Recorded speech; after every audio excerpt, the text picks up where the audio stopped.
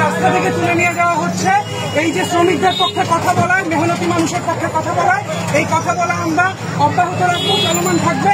বাংলাদেশ ছাত্র ইউনিয়ন জিন্দাবাদ, দুনিয়ার মজদুর জলিল, আমি সভাপতি বাংলাদেশ ছাত্র ইউনিয়ন এবং আহ্বায়ক রিক্সা ম্যানেজমেন্ট শ্রমিক ইউনিয়ন।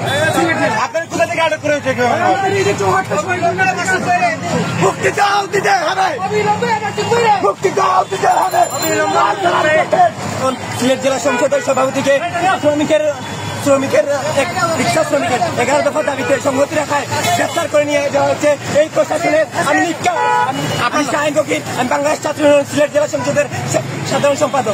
আমরা এই যে প্রশাসন আপনার মানে দিনের দুপুরে রাজনৈতিক নেতা কর্মীদের কোনো প্রকার নোটিশ ছাড়া, কোনো প্রকার প্রজ্ঞাপন ছাড়া আপনার হুট করে নিয়ে গেল শ্রমিকের আপনার সংহতি প্রকাশ করার জন্য। এটা তো শ্রমিকের রাষ্ট্রের ভাই, এটা তো মানে আপনার আমরা যে 24 আন্দোলন করছি, এটা তো আপনার শ্রমিক মারার আন্দোলন না।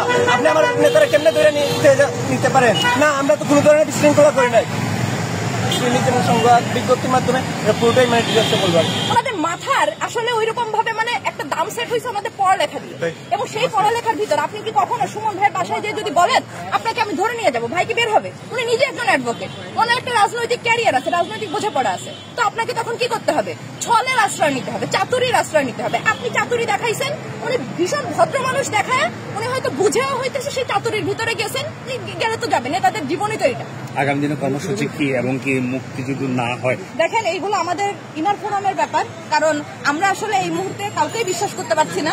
শ্রমিকদের আন্দোলনটা আসলে খুব টাফ। হ্যাঁ, আপনার যখন টাকা আছে, আপনার যখন শিক্ষা আছে পকেটে, আপনার যখন গাড়ি আছে, সেই সমস্ত মানুষজন অমানুষ হোক, একেবারে বিহেভিয়ার কোনো জন্তুর বাচ্চার মতো করুক, তবু মানুষজন তাদেরকে সালাম ঠোকে, সার ঠোকে।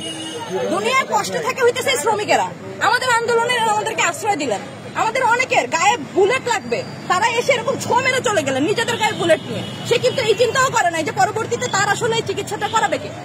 কিন্তু আজকে আপনি শ্রমিকের আন্দোলনে দেখেন, শ্রমিকদের সাথে দেখেন, কয়জন বিশ্ববিদ্যালয়ের শিক্ষার্থী আপনি পাবেন?